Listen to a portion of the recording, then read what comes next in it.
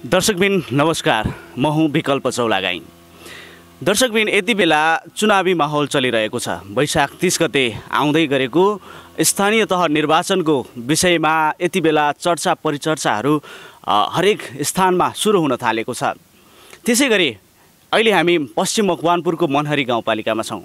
पश्चिम मकवानपुरको मनहरी गाउँपालिकामा स्वतन्त्र उम्मेदवारहरूमध्ये एक यस्ता पात्र जो नौलो देखिन्छन् मनहरी गाउँपालिकामा। उनको नाम हो साधुराम पोखरेल। एकाएक उम्मेदवारी दर्ता गर्ने दिन मात्र देखिएको त्यो अनुहारले यति बेला सामाजिक सञ्जालमा पनि राम्रो प्रभाव पार्न सफल भएको छ।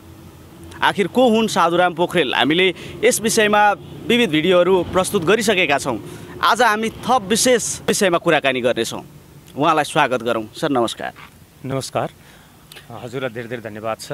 आज यहाँ आएर यत्रो मौका दिने अवसर दिनुभएको छ। त्यो सामाजिक सञ्जालमा पोस्ट भइसकेको भिडियोपछि कतिको प्रभाव महसुस गर्नुभएको छ तपाईँ?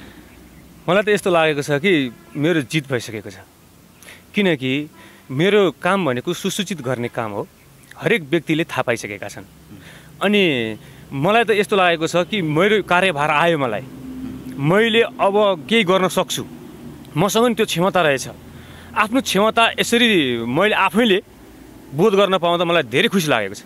तर सामाजिक सञ्जालको हुटहुटीले मात्रै पनि असली राजनीतिको यथार्थ चरित्र चित्रण त गर्दैन भन्ने यो तपाईँले पनि त बुझ्नु भएको होला। यो धेरै धेरै धन्यवाद छ। वास्तवमा यो सामाजिक सञ्जाल भनेको चाहिँ हरेक व्यक्तिले चलाउने सामान्य प्रविधि मात्रै हो। यसमा उनीहरूले लाइक र कमेन्ट गर्दैमा जित्छ भन्ने चाहिँ छैन। तर यो एउटा आधार पनि हो। यो किन यो आधार हो भने वास्तवमा अहिले हरेक व्यक्तिले बुझ्ने त एउटा मुख्य आधार त यो हो नि। अनि त्यसकारण हामीले यसलाई एउटा विशेष खाकाको रूपमा लिन सक्छौँ। अनि अब मैले राजनीतिको विषयमा गर्नुपर्दाखेरि चाहिँ वास्तवमा राजनीति सामाजिक सञ्जालमा राजनीति हुने त होइन। तर राजनीतिज्ञहरूले यो बुझ्नुपर्छ कि सामाजिक सञ्जालकै व्यक्तिहरूद्वारा नै हामी आउने हौँ। राजनीति गर्नेहरूले ती सामाजिक सञ्जालका व्यक्तिहरूलाई पनि आफ्नो बनाउन कोसिस गर्नुपर्छ। र हामी सामाजिक सञ्जालमा जो व्यक्ति अगाडि आइरहेका छन् ती व्यक्तिले पनि केही न केही गर्न सक्छन् भन्ने मानसिकता पनि उनीहरूमा हुनुपर्छ। र उनीहरूमा पनि केही न केही बोध भएको हुनुपर्छ भन्ने मानसिकता लिनुपर्छ उनीहरूले, र अगाडि बढ्नुपर्छ जस्तो लाग्छ मलाई। तपाईँ हेर्दा पुरेत जस्तो देखिनुहुन्छ, ब्राह्मणको छोरा हुनुहुन्छ, पुरेत जस्तो देखिनुहुन्छ, यति सोझो अनुहार, यति सज्जन मान्छे, यो राजनीति जस्तो दलदलमा चाहिँ किन होमिनु भयो तपाईँ? धन्यवाद। यो वास्तवमा मान्छे हरेक व्यक्ति त्यो बेला मात्रै राजनीतिमा होमिँदो रहेछ जुन बेला उसलाई भित्रबाट राष्ट्रप्रतिको प्रेम हुँदो रहेछ। अनि त्यो विकृति गरेको जब देख्छ नि, विकृति गरेको देखिरहँदाखेरि हामीले बोल्न नसक्ने भनेको चाहिँ त्यो हाम्रो गल्ती हुँदो रहेछ। अनि मैले योभन्दा पहिला धेरै ठाउँमा केही गर्नुपर्छ भनेर एकचोटि म काठमाडौँबाट पैदल यात्रा गर्दै हरेक विद्यालयको अध्ययन गर्दै म काठमाडौँबाट यता बाह्रसम्म पुगेको छु। भनेको मैले हरेक विद्यालयहरू अध्ययन गरेको छु मैले। अनि ती विद्यालयहरूको अवस्था गुणस्तरहरू पनि मैले अध्ययन गरेँ। त्यो बेला मलाई यस्तो पीडा भएर आएको थियो कि वास्तवमा हाम्रो देशको विद्यालयहरूको यो पीडा मैले व्यक्त गर्नको लागि मैले काठमाडौँ गएको थिएँ। काठमाडौँ गएर अनि मैले ती शैक्षिक व्यक्तिहरूसँग कुरो गर्दाखेरि मैले हाम्रो चाहिँ विद्यालयहरूको स्तरहरू बताएँ, अनि कारणहरू बताएँ। अनि त्यस पछाडि ती कारण र स्तरहरू बताउँदाखेरि उनीहरूले त्यस्तै सामान्य रूपमा लिए। तर अहिले त्यही कुराहरू उनीहरू लागू गरिरहेका छन्। त्यसकारण मैले जुन कुरा गरेको छु त्यो मलाई त्यो भित्रदेखि नै पीडा भएर नै अनि यो बिग्रिनुको कारण चाहिँ राजनीति रहेछ। राजनीतिको दलदलकै कारणले रहेछ। राजनीति वास्तवमा त्यो दलदल त होइन। राजनीति स्वच्छ हुन्छ, तर ती खेल्ने व्यक्तिहरू चाहिँ दलदल हुन्। ती खेलाउने व्यक्तिहरू दलदल हुन्। जसरी हिलोमा कमला फुल्छ, हिलैमा भ्यागुतो स्थित, स्थानले मात्र के गर्नु, भिन्न छ गुणको गति। यहाँ अलिकति त्रुटि भएको छ, माफ गर्नु होला। हिलैमा भ्यागुतो बस्छ, हिलैमा कमल स्थिति, स्थानले मात्र के गर्नु, भिन्न छ गुणको गति। यो हिलोमा हुन्छ जे कुरो पनि, तर त्यही हिलोलाई हामीले कसरी लिने भन्ने कुराहरूमा चाहिँ हामी अगाडि बढ्न सक्नुपर्छ। यो मेरो विशेष विचार हो। तपाईँ मनहरी गाउँपालिकाको स्थायी बासिन्दा? हजुर हजुर, म यहाँको विशेष बासिन्दा भनौँ। अब बासिन्दा भन्दा पनि यहाँ म सानैदेखि खेली खाएको ठाउँै मेरो यही हो। मैले यहाँनिर सानोमा मेरो जन्मस्थान मेरो दोलखा हो। वास्तवमा मेरो जन्मस्थान दोलखा सुरी। कति वर्ष हुनुभयो यहाँ मनहरी गाउँपालिकामा बस्नु भएको? हामी त 2047 सालमा आएका हौँ। 47 साल भनेपछि 3 दशकभन्दा बढी बिताइसक्यो। धेरै भइसक्यो हामी यहाँ आएको, धेरै भइसक्यो। 3 दशकको बिचमा अचानक तपाईँलाई 2079 सालमा आएर चाहिँ मनहरी गाउँपालिकाको यति धेरै चिन्ता किन? धेरै धेरै धन्यवाद तपाईँलाई। यो चिन्ता त्यो बेला आयो जुन बेला मैले त्यहाँ आएर खाका खोजेँ। खाका खोज्दाखेरि मैले यस्तो खतरा छ भने मैले बुझेको थिएन। यहाँ त यस्तो रहेछ कि सम्पूर्ण बजेट तपाईँको हरेक क्षेत्रमा बजेट छुट्याउनु पर्ने होइन। यहाँसम्म कि भवन निर्माण पनि बजेट पहिले छुट्याउनु पर्ने नि, छुट्याएको छैन। हेर्नुहोस्, तर त्यो भवन निर्माणको लागि नि बजेट त आएको छ, त्यो कहाँ गयो त? त्यो मिलेर खाएका छन्। त्यो निर्माण भएको छैन। भवन निर्माण कहाँ भएको छ त?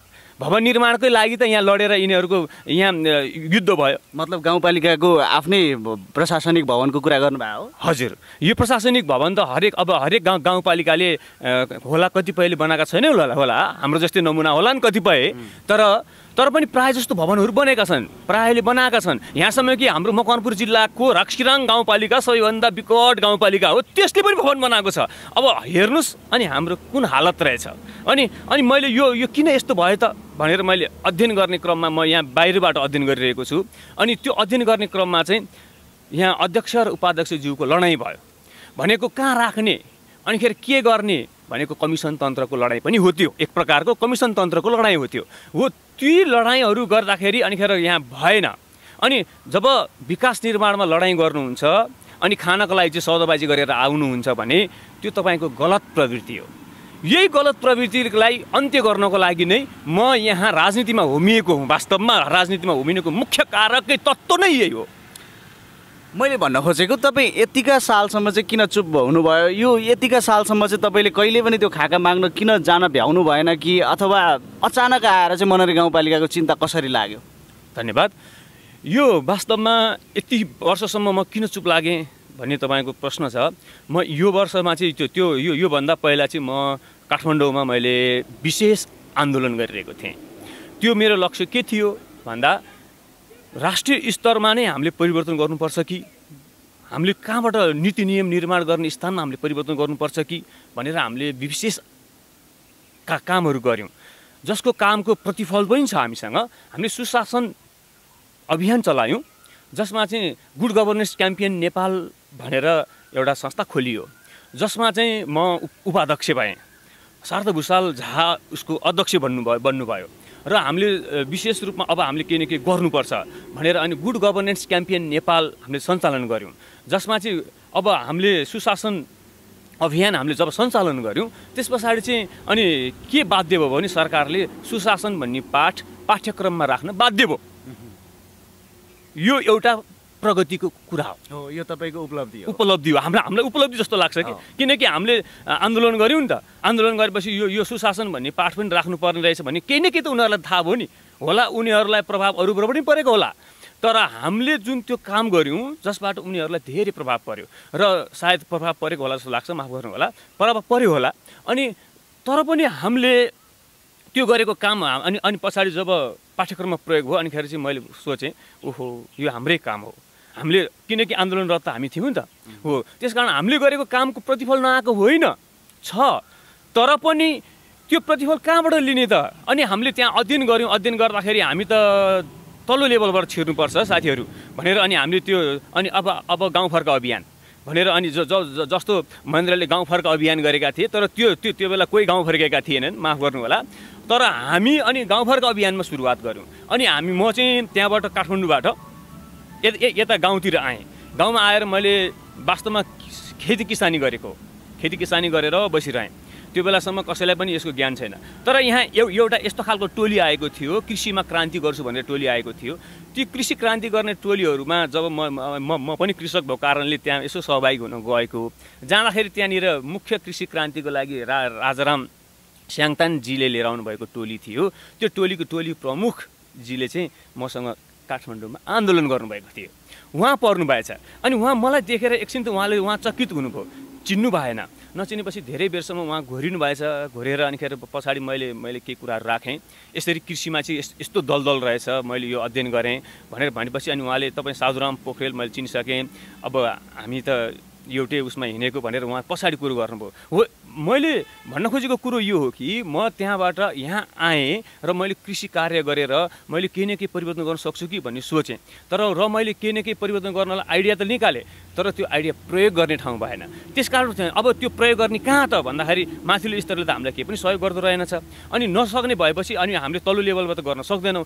सामान्य कृषकलाई कसरी माथि लिएर आउने भन्ने मसँग आइडिया त भयो, तर त्यो आइडिया प्रयोग गर्ने ठाउँ चाहिँ रहेन। त्यसपछि अनि मैले यसो विचार गरेँ, मैले केही न केही त गर्नै पर्छ यहाँ भनेर अनि मैले यो खाका तपाईँले जुन भन्नुभयो अहिले किन खोज्नुभयो, यो खाका मैले पहिले खोज्ने विचार गरेको, तर सुशासन राम्रै चलिरहेछ भने मैले त्यो किन त्यहाँभित्र छिर्ने, मैले गएर विरोध गर्नुहुन्न। राम्रै चलिरहेको छ भने विरोध गर्नुहुन्न।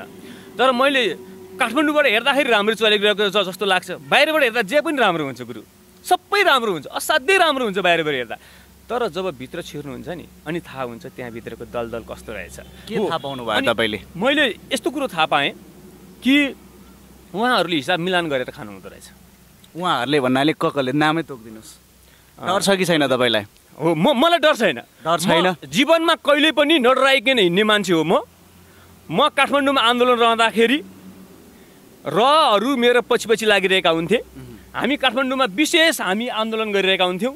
त्यो बेला रहरू चाहिँ विभिन्न भेषमा आएर वरिपरि बसिरहेका हुन्थे, अमेरिकन एजेन्सीहरू आएर बसिरहेका हुन्थे, तर हामी डराउँदैन थियौँ। कहिले त्यस्तो त्यो आक्रमणहरूको सामना पनि गर्नु पऱ्यो कि परेन तपाईँले? आक्रमणको सामना अहिलेसम्म त त्यसरी फ्याट्टै गर्नु परेको छैन, वास्तवमा छैन। तर उनीहरूले हामीसँग नैतिक रूपमा चाहिँ के गर्ने कसो गर्ने डर चाहिँ उनीहरूलाई छ। मसँग जस्तो कुनै व्यक्ति, अहिले म नाम तोक्दिनँ, ती व्यक्ति चाहिँ डन हुन्, विशेष संसद डन भनौँ न, संसद डन हुन्।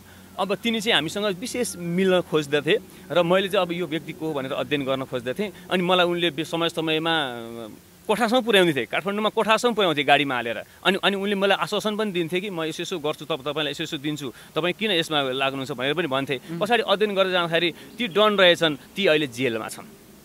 ती जेलमा छन्। वास्तवमा हुन त उनी जेलमा छैनन् होला, किनकि हाम्रो देशको प्रशासन नै त्यस्तै खालको छ, जेलमा नाम राखिदिने अनि बाहिर पठाइदिने। यो हाम्रो छ। तर पनि मैले त्यो बेला गरेको जुन काम छ नि, उनीहरूलाई जुन प्रभाव राखिदिएँ र फेरि उनीहरूले म प्रतिको दृष्टिकोणहरू राखेँ। म लालचमा पनि फस्नेवाला छैन र म डराउने पनि वाला छैन। अब केन्द्रको कुरा केही समय थाती राखेर विशेषतः तपाईँलाई मनहरी गाउँपालिकाका बासिन्दाले हेरिरहेछन्, यतिखेर अचानक देखिएको यो अनुहार, खासमा यो मान्छेले भन्न खोजेको चाहिँ के हो? गाउँपालिकामा के कस्ता खालका व्यतिथिहरू छन्? तपाईँले अस्ति भर्खर कुरा उठाउनु भयो अन्य भत्ता भनेर, उनीहरूले खाने काम मात्रै गरे भनेर अस्ति भर्खर कुरा पनि उठाउनु भयो। अब नागरिकले आज बुझ्ने गरी बताइदिनुहोस् न, यो गाउँपालिकामा के कस्तो खालको व्यतिथिहरू छ? व्यतिथि त अत्यधिकै छ, यसमा कुनै दुई मत छैन। यहाँ अहिले तत्कालै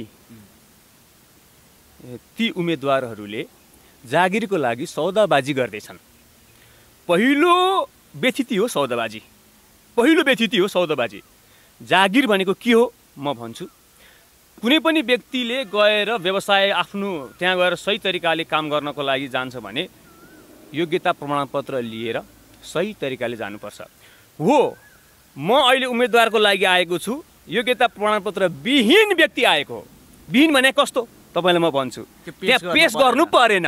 मैले त्यो योग्यता जहाँ म त्यो भर्दै थिएँ, फर्म भर्ने बेलामा पनि मैले भनेको छु, जीवनमा पहिलो फर्म भर्दैछु, जुन योग्यता प्रमाणपत्र विहीन फर्म भर्दैछु, जीवनमा पहिलो फर्म भर्दैछु, योग्यता प्रमाणपत्र विहीन फर्म भर्दैछु। तपाईँ त लोकसेवा लडेर कर्मचारी हुनुपर्ने मान्छे, किन राजनीति यतापट्टि चाहिँ किन आउनु? धन्यवाद। लोकसेवा लडेर कर्मचारी हुनुपर्ने होइन, मलाई धेरै पढ्नु भएको यस्तो रहेछ। यहाँ गजब छ, पढे लेखेको मान्छे खालि कर्मचारी मात्रै बन्ने, देश नचलाउने, कर्मचारी बनेर त्यो पढे लेखेको मान्छे चाहिँ शासित हुने। अनि शासक चाहिँ अनपढ भएपछि, शासक अनपढ भएपछि, टाउको अनपढ भएपछि हातले के काम गर्छ? यो मुख्य कुरा हो, हामीले यो बुझ्नु आवश्यक छ। त्यो टाउको चाहिँ के हुनुपर्छ? शिक्षित हुनुपर्छ। टाउको सही हुनुपर्छ। जब दिमाग खराब भएको मान्छे पुग्छ नि त्यसले केही काम गर्दैन। हात सही त मान्छेको हुन्छ नि। यहाँको त परिपाटी नै त्यस्तै छ। राजनीतिमा कुनै योग्यता नै खोजिँदैन, कुनै पनि शिक्षाको सर्टिफिकेटै खोजिँदैन त। अब तपाईँ किन यतापट्टि उभिनु भयो त? अब धन्यवाद। यहाँ यस्तो छ, यो गलत प्रवृत्ति त हो। यहाँ होला हरेक व्यक्तिको पहुँच राख्नुपर्छ भन्ने हिसाबमा यो यो अन्तर्राष्ट्रिय स्तरमा नै यस्तो प्रकारको राखिएको होला, आफ्नो ठाउँमा छ। तर त्यहाँ त्यस्तो छ भन्दैमा जो पाए त्यही गएर सञ्चालन गर्ने चाहिँ होइन। त्यहाँ त्यस्तो छ भन्दैमा अब जो पाए त्यसलाई त्यो चुनेर पठाउने पनि होइन। फेरि अर्को एउटा कुरा, त्यस्तो अनपढ छन् भन्दैमा काम गर्न नसक्ने पनि होइनन्। उनीहरूले पनि काम गर्न सक्छन्, उनीहरूको पनि योग्यता हुनसक्छ। सही काम गर्ने व्यक्ति अनपढ पनि हुनसक्छ, यसमा कुनै कुरो छैन। पढेकै मान्छे हुनुपर्छ त्यो गलत प्रवृत्ति हो फेरि त्यो पनि। किनकि पढेको मान्छेको पनि त दिमाग खराब भएको हुनसक्छ नि, हुँदैन र? हो, त्यसकारण एउटा भनाइ छ संस्कृतमा, हेर्नुहोस्, आचारहीनम नपुनन्ति वेदा यद्यपि धीता षट् भिरङ्गै छन्दाम सेनम मृत्युकाले त्यजन्ती निडम शकुन्ता इव जात पक्षा। यो यसले के भन्छ भने जब त्यो विद्वान छ तर आचारहीन छ भने, आचरणबाट ऊ हीन छ भने त्यो कहिल्यै पनि राम्रो हुन सक्दैन। भनेको शिक्षित मात्रै राम्रो हुन्छन् भन्ने भावना पनि के हो? गलत हो। भनेको हामी बीच धारबाट हिँड्नुपर्छ। बीच धारबाट सही र गलत छुट्याउन सक्ने क्षमता हामीसँग हुनुपर्छ र त्यो सही गलत छुट्याएर हिँड्न सक्ने क्षमता हामीसँग हुनुपर्छ। त्यो नै महान हुन्छ। अब गाउँपालिकाकै कुरा गरौँ, हामी विषयबाट अलिकति बाहिर जाँदैछौँ होइन। गाउँपालिकाकै कुरा गरौँ, गाउँपालिकामा चाहिँ के कस्ता खालको व्यतिथिहरू तपाईँले पाउनुभयो? गाउँपालिकामा विकास निर्माण कार्यमा बजेटहरू विनियोजन राम्रोसँग भएका छैनन्, एउटा त्यो। अर्को कुरा, सही तरिकाले विकास निर्माण कार्य गर्नुपर्ने ठाउँमा विकास निर्माणका काम भइरहेका छन्, त्यहाँ सौदाबाजीमा मान्छेहरू राखिएको छ, पार्टीगत रूपमा मान्छेहरू राखिएको छ। यसरी विकास निर्माणमा प्रभाव पर्छ नि त। वास्तवमा विकास निर्माणमा प्रभाव पर्ने तत्त्वहरू म अलिकति भन्छु। विकास निर्माणमा प्रभाव पार्ने तत्त्वहरू चाहिँ मिलेमतो हो। मिलेमतो जबसम्म मिलेमतो भइरहन्छ तबसम्म विकास निर्माण तत्त्व त्यो प्रभाव भइरहन्छ। किनकि मिलेमतो गएपछि त खाने हो नि त। त्यसकारण यो हो, मिलेमतो हुनुपर्छ, विकासमै हुनुपर्छ, खानको लागि हुनु हुँदैन। तपाईँले गाउँपालिका अध्यक्षलाई पनि धेरै आरोपहरू लाउनु भएको छ, रूपचन्दको नीति बेचेर खायो भनेर पनि कुरा गर्नुभएको छ। के हो खास कुरा? उहाँ त विद्वान मान्छे, रूपचन्द बिष्टको सङ्गत गरेर रूपचन्द बिष्टको अनुयायी भएर हिँड्नु भएको मान्छे, उहाँलाई किन त्यस्तो आरोप लाउनु भयो? धन्यवाद। रूपचन्द बिष्टको अनुयायी उहाँ मात्रै होइन, नेपालमा थुप्रा व्यक्ति छन्, नेपालीहरू सबै अनुयायी हुन्। जो व्यक्ति सत्कार्यको अगाडि पछाडि लाग्दछ, समाज निर्माणको लागि पछाडि लाग्दछ, त्यो अनुयायी हो। तर उहाँले त सङ्गतै गरेर हिँड्नु भएको छ। हो, सङ्गत यस्तो हो, संसर्गजा दोष गुणा भवन्ती हुन्छ, सङ्गतले राम्रो हुन्छ, तर त्यसलाई व्यवहारमा ल्याउनुपर्छ। अब यहाँ एउटा कुरा म भन्छु, रूपचन्द बिष्टले जुन काम गर्नुभएको छ, ग्रास उडमा गएर, ग्रास लेभलमा गएर काम गर्नुभएको छ। हरेक व्यक्तिलाई मैले केही न केही गर्नुपर्छ भनेर उनले काम गरेका छन् र समाजलाई उत्थान गर्नको लागि, तत्कालीन समाजलाई, अहिलेको समाज होइन, तत्कालीन समाजलाई उत्थान गर्नको लागि उनले काम गरेका छन्। जुन काममा उनले आफूले सबै कुराहरू गरेका छन्, आफूले केही लिएका छैनन्। अहिले हो, अहिले उनको मृत्यु पछाडि यो व्याख्या भइरहेको छ, त्यो त गलत हो। मृत्युभन्दा पहिला रूपचन्द बिष्टको म सानो कुरा भन्न चाहन्छु। मृत्युभन्दा पहिला चाहिँ रूपचन्द बिष्टको विरोधीहरू मात्रै थिए, यो म प्रष्टै भन्छु। रूपचन्द बिष्टको विरोधी मात्रै थिए। कारण के भन्दा उनले ट्रुथ कुराहरू उठाइरहेका थिए। ट्रुथ कुरा जो उठाउँछ नि त्यसको विरोधी धेरै हुन्छ। तर पछाडि अनि उनले के गर्छ थाहा छ? अनि हो, यो राम्रै कुरा थियो भनेर त्यसैलाई उठाएर हिँड्नुपर्छ नि त। अर्को त्यसैलाई उठाएर हिँड्नुपर्ने बेलामा चाहिँ उसले भज्न थाल्छ क्या नाम हो। त्यही भएर ती व्यक्तिहरू रूपचन्द बिष्टको जुन भज्ने नाम भजिरहेका छन्, ती व्यक्तिहरू तिनकै विरोधी थिए पहिला, प्रष्टै म भन्छु। हामी त त्यो बेला साना थियौँ नि, हामी त साना बच्चा थियौँ। रूपचन्द बिष्टको मृत्यु कहाँ भएको छ भने काठमाडौँको एउटा हस्पिटलमा भएको छ, तर दर्दनाक अवस्थामा मृत्यु भएको छ। त्यो बेला म काठमाडौँमा नोकर बसिरहेको थिएँ, एउटा घरको नोकर थिएँ म। त्यो नोकर बसिरहेको थिएँ बेलामा रूपचन्द बिष्टको मृत्युको खबर मैले सुने। अनि मैले रूपचन्द बिष्ट भन्ने बित्तिकै मेरो मनमा यस्तो आयो, म यहाँ सानोमा रूपचन्द बिष्ट मसँग जुन विद्यालयमा रूपचन्द बिष्टले थाहा लेखेको कुराहरूको मलाई याद आयो। अनि मैले भने रूपचन्द बिष्टको मृत्यु भइरहेको छ, अनि रूपचन्द बिष्टले के भनेका रहेछन् भने मलाई कुनै पनि पार्टीको झन्डा नउडाउनु, म जनताको मान्छे हो। मर्ने बेला भनेको कुरा हो यो, म भन्दैछु अहिले। अनि त्यो बेला त्यो कुराहरू मैले जब सुने नि, अनि म त नोकर बसिरहेको थिएँ। कसको घरमा थाहा छ तपाईँलाई? म कम्युनिस्टको घरमा नोकर बसिरहेको थिएँ। कम्युनिस्टको घरमा के मान्छे नोकर राख्छन्? कम्युनिस्ट भनेको के हो बुझिया छन् कसैले? नेपालमा कम्युनिजम बुझ्ने मान्छे छैनन्। म स्पष्टै भनिदिन्छु, कम्युनिजम बुझ्ने मान्छे छैनन् भनिरहँदाखेरि कसैलाई दुःख लाग्ला। छन् होलान्, कति होलान्, तर पनि सही तरिकाले बुझ्ने मान्छे चाहिँ छैनन् नै। मार्क्सवाद हामीले पढाएको छैनौँ? मार्क्सवादी सिद्धान्त हामीलाई थाहा छैन त? हामीलाई पनि थाहा छ नि, डेमोक्रेटहरूलाई पनि थाहा छ, सबैले थाहा हुन्छ, सिद्धान्त सबैलाई थाहा हुन्छ, तर व्यवहार हुनुपर्छ। सिद्धान्तले पेट भर्ने हो र? व्यवहारले पनि होइन। त्यसकारण हामीले के गर्नुपर्छ भन्दा व्यवहार। मार्क्सवादी सिद्धान्त व्यावहारिक सिद्धान्त हो।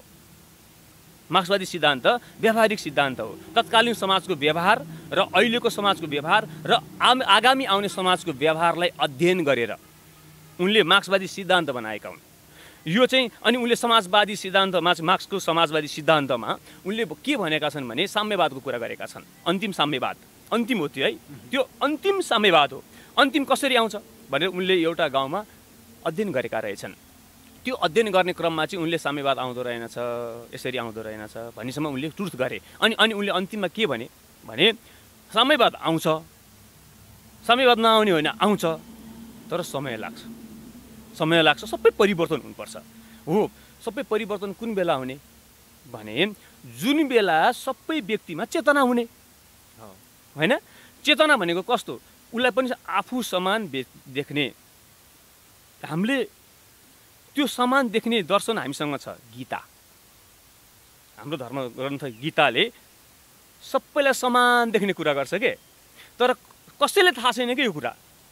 हाम्रो धर्म आफूले, म भित्र भएको गुण आफैले नबुझ्ने, हामी भित्र भएको गुण आफैले नबुझ्नु चाहिँ मुख्य मूर्खता हो। त्यही भएर मैले यो कुराहरूलाई पनि लिँदै, हृदयगमन गर्दै, मार्क्सवादी सिद्धान्त पनि हाम्रो गीता रहेछ भन्ने कुराहरू सोच्दै मैले यसरी अगाडि आएँ। म कुनै डेमोक्रेट पनि होइन, म प्रष्ट रूपमा भन्छु, म कुनै मार्क्सवादी पनि होइन। मलाई कुनै समयमा टियुमा अनि हामी नेसम्बीमा हामीलाई चाहिँ यो दलमा आउनुहोस्, यो दलमा आउनुहोस् भन्दाखेरि म सबैको त्यो समानतामा म सपोर्ट गर्थेँ, तर म सबैलाई सपोर्ट गर्थेँ, तर म कुनैमा पनि आबद्ध चाहिँ भइनँ, वास्तवमा भइनँ। किनकि यो यहाँनिर यसको सही गलत पत्ता लगाएर मात्रै छिर्नुपर्छ कुनै पनि ठाउँमा। त्यही भएर म अहिले वास्तवमा स्वतन्त्रमा दिएको छु नि, कुनै पक्षमा म लागेको छ त छैन, किनकि हामी विकासको लागि आउने हो नि त। त्यही भएर मैले यी कुराहरू राखेँ, किनकि हाम्रो जीवन भनेको स्वतन्त्र हुनुपर्छ। स्वतन्त्र भयो भने मात्रै काम गर्न सकिन्छ। कुनै पार्टीगत रूपमा दिमागमा पार्टी राख्यो, मैले यो पार्टीले मलाई यस्तो गरिदियो भने म के गर्ने, यो व्यक्तिले मलाई यस्तो गरिदियो भने के गर्ने, उसको नुन खाएको छ, नुन खाएर अगाडि बढेको व्यक्तिले त गर्न सक्दैन नि।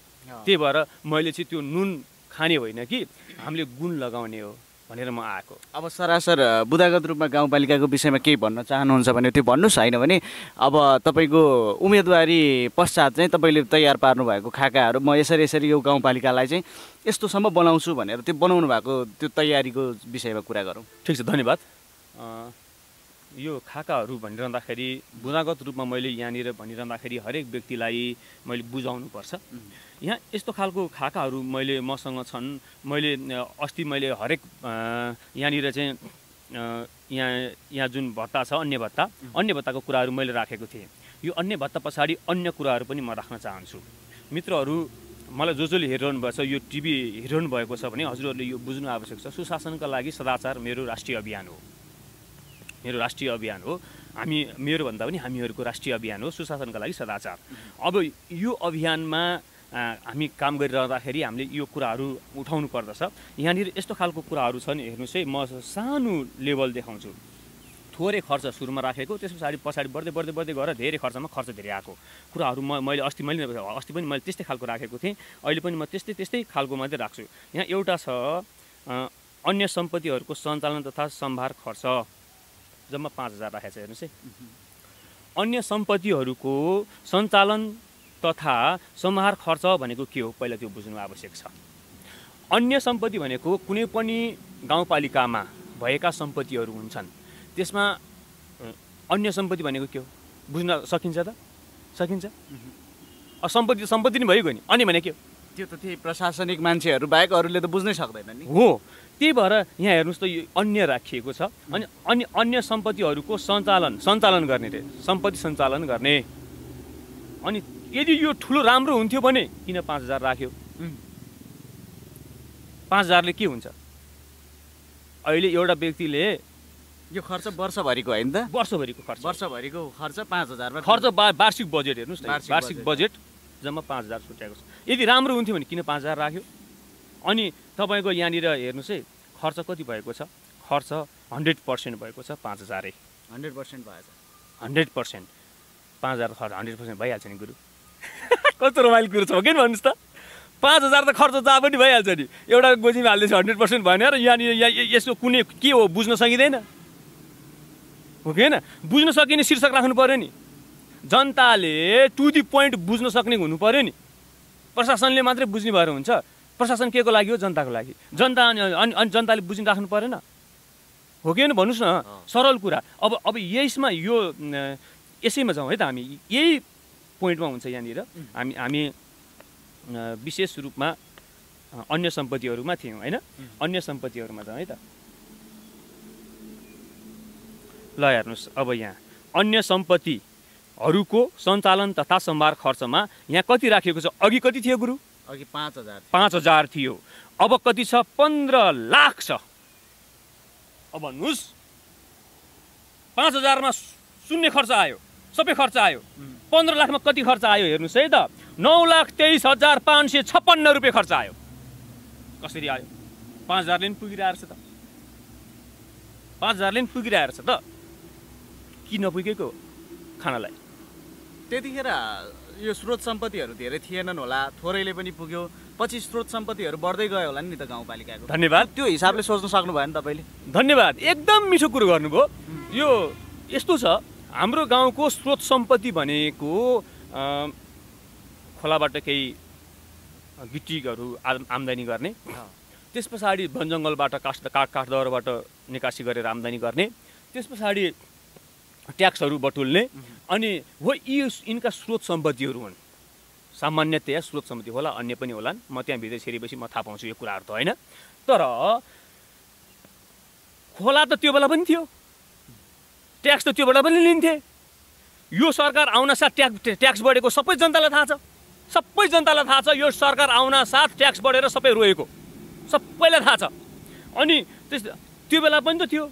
अनि त्यो बेला एउटै कुरो हो, त्यो बेला यति खर्च राख्दाखेरि हुन्छ कि हुँदैन भने दिमाग चाहिँ नभएको, डर भएको, दिमाग नभएको। किनकि त्यो बेला भर्खर आएको छ नि त, केही गरिहाल्छ कि भन्ने भएर डर भएर यो नराखेको हो। यो चाहिँ म प्रष्ट भन्छु। अहिले डर भएन, मैले स्वतन्त्र रूपमा चलाउन सक्ने रहेछु, मलाई खाना जति पनि हुने रहेछ, मलाई कसैले खोज्न आउँदो रहेछ, यी खाकाहरू खोज्न कोही पनि आउँदा रहेनछन्, यी ठगहरू, यी जनता मूर्ख रहेछन्, मूर्खले मलाई कसरी गधालाई माथि पराउने मूर्ख हुन्छ। हेर्नुहोस्, यी गधाहरूलाई म गधा भनिरहेको छु, माफ गर्नु होला। कसैलाई चोट परेको छ भने माफ गर्नु होला। म यहीँबाट माफी पनि माग्न चाहन्छु। तर त्यहाँ गएर यस्तो खालको विवरण बनाएर आउने मान्छेहरू के हुन्? ती गधा हुन्। यदि यो विवरण, यदि त्यो बेला त्यो राखेको विवरण र अहिले राखेको विवरण सत्य तथ्य छैन भने त्यहाँ गएर फेरि हेर्नुहोस्, माफ गर्नु होला, मलाई यो त्यहीँबाट आएको हो। गाउँपालिका मनहरी गाउँपालिका गाउँ कार्यपालिकाको कार्यालय मकवानपुर आय व्ययको विवरण मैले लिएको हो। त्यसकारण 2075-76 को यो असार 74-75 मसान्तसम्म आयो। 74-75 को 5000 आयो, 75-76 को 15 लाख आयो। अब यसपछि अगाडि कति आयो हेर्नुहोस् है त, यस पछाडि कति आएको छ। अब हामी गएको थियौँ अन्य सम्पत्तिहरूको विवरण। अन्य भनेपछि जे पनि राख्न पाइने रहेछ त्यही भएर त्यसरी राखेको। यो त यसमा त कुनै उनी भएन भने त। यो 78-79 को 78-79 मा जाउँ है त।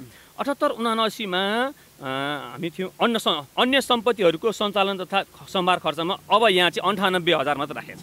किन? यो त चालु वर्ष हो। 98 हेर्नुहोस् न, चालु भए पनि आर्थिक वर्ष त चलिरहन्छ नि। चुनावले पो चालु भयो त, चुनावले पो अन्त्य गरायो त। तर त्यो त चलिरहन्छ नि, कर्म त चलिरहन्छ नि। यसपालि त घटेछ त। यसपालि धेरै घटाइदिए। 18,000 मात्रै हुन्छ। ए 98,000 मात्रै हुन्छ? 98,000। 98,000 त्यसको पनि सबै युज भएको छैन, जम्मा 14% मात्रै युज भएको छ। कति समय भयो? 5-6 महिना भयो? बढी भयो। अबको 3 महिनापछि त 1 वर्ष सकिन्छ त। सिद्धिन्छ। हेर्नुहोस् है 14,000 मात्रै खर्च आयो। 14,000 मा अब हेर्नुहोस् है त, अब 84,000 यसको चाहिँ बाँकी छ भनेको। 84,000 त अझै बाँकी हुँदो रहेछ। यहाँ चाहिँ सबै योभन्दा पहिले सबै सिद्धिने त्यत्रो पैसा सिद्धिने होइन गुरु। अहिले चाहिँ यति हुनेको कारण के? प्रश्न चिन्ह छैन यहाँ। यो किन यति राखेको थाहा छ त मलाई? 98 मात्रै किन राखेँ? मेरो अवधि सिद्धिन्छ, मेरो अवधि सिद्धिएपछि मैले त्यहाँबाट खान पाउँदिनँ, त्यस कारण मैले त्यहाँ राख्नु हुँदैन। विचार हो यो, मनोवैज्ञानिक विचार भन्दैछु। शङ्का गर्ने दृष्टिकोण त्यता पनि जान सक्छ हो। यो कुरा मैले यहाँनिर राखेँ। अब 77-78 को पनि हेरौँ न एउटा। अब त्यस पछाडि 76-77 मा 76-77 मा हेर्नुहोस् है त, अन्य 22,54,000 राखेको छ। बढे छ 15 लाख। एकैछिन, यो अन्य कार्यालय सञ्चालन खर्च अन्य होइन, हाम्रो सामग्री थियो होइन गुरु? कुरो एउटै होइन त, अन्य भनेर जुनलाई पनि जोडी एउटै हो। यहाँ सबै अन्यमा छ, सबै अन्यमा छ है, माफ गर्नु होला, सबै अन्यमा राखेको छ। यो गजबको कुरा छ, हामीलाई कस्तो डाउट बनाइदिएको छ होइन त। हेर्नुहोस् है त, अब यहाँ यही नै हो, यस्तै हो। यहाँनिर अर्कोमा शीर्षकमा होला, त्यही नै हो। यसमा फरक पारियो, काम उयो ल। अनि यसमा 22,54,000 राखिएको छ, जसमा खर्च आएको छ 20,23,418 रुपियाँ खर्च आएको छ। 89.77% खर्च आएको छ। अब यो अनि बाँकी रहेको छ, यो बेरुजी देखाउनको लागि राखे जस्तो लाग्छ कहिले काहीँ त है मलाई। हाम्रो यहाँ धेरै आएको छ नि त यस्तो बेरुजी। हेर्नुहोस् है त पीडा कस्तो छ हाम्रो यहाँ। अनि यो बेरुजी राखे जस्तो लाग्छ। अब यहाँ यस्तो पीडा भएको छ कि अघि भर्खर हामीले हेऱ्यौँ, सुरुमा 5,000, त्यस पछाडि 98,000, त्यस पछाडि एकैचोटि धेरै आयो होइन, 15 लाख आयो। त्यस पछाडि 22,54,000 राख्यो, जसमा 20,23,418 रुपियाँ खर्चमा आयो। अब हेर्नुहोस् अर्कोमा जाउँ। अर्कोमा हेर्नु अन्य, यो तपाईँको 77-78 को 77-78 मा जाउँ। अन्य सम्पत्तिहरूको सञ्चालन तथा सम्भार खर्च। अघि कार्यालय सञ्चालन तथा सम्भार खर्चमा शीर्षक राखेका थिए भने अहिले चाहिँ के राखिएको छ? सम्पत्तिहरूकै त्यो जुन छ यथावत नै छ होइन, शीर्षक यथावत छ। अघिकै दोहोरिएछ, 5,000 कै दोहोरिएछ, 77-78 को 5,000 कै दोहोरिएको रहेछ। यो 5,000 कै हो। हामीसँग 4 वर्षको खाका छ। हामीसँग 4 वर्षको मात्रै छ। अतः मैले धेरै देखाउन तपाईँहरूलाई सक्दिनँ होला। 98 पनि भइसक्यो। अब हो यो तपाईँलाई मैले सामान्यतया अब अन्य यहाँ 21 लाख छ है, हेर्नुहोस् है त। अन्य पत्रपत्रिका होइन, अन्य यी 22,54,000 अघि 4,000 थियो, 4,000 भयो, 4वटा भयो हो। मलाई हो यो कुरा जनतासम्म मैले पुर्याउनु पर्छ कि पर्दैन? जनतासम्म त मैले सूचित त गर्नै पर्छ र मैले केही न केही उनीहरूलाई ज्ञान दिनै पर्छ। यसरी खाका रहेछ भने देखाउनै पर्छ। अब मैले यो विरोध गरिरहँदाखेरि म एउटा सुझाव म दिन्छु। यदि उहाँले सही काम गर्नुभएको छ भने, पूर्व अध्यक्षज्यूले सही काम गर्नुभएको छ भने, अथवा पूर्व कार्यालय सञ्चालन सहयोगीहरूले सही काम गर्नुभएको छ भने, अथवा उहाँहरूले सही काम गर्नुभएको छ भने, उहाँहरूले प्रगति विवरण, गाउँपालिकाको प्रगति विवरण, कार्य विवरण र खर्च विवरण लिएर, यथार्थ लिएर पहिलो काम के गर्नुपर्दो थियो भने पत्रकारहरू राखेर, गाउँका हरेक व्यक्तिहरू राखेर, सबैलाई बोलाएर मैले यो गरेको छु, मेरो काम यो छ, अब फेरि पनि म यहाँ उठ्न हुन्छ या हुँदैन, हजुरहरूले निर्णय गरेर मलाई भोट दिन मन लागे दिनुहोस्, मन लाग्दैन नदिनुहोस् भनेर आउन सक्नुपर्छ कि पर्दैन? तपाईँ डिबेट गर्न सक्नुहुन्छ उहाँसँग?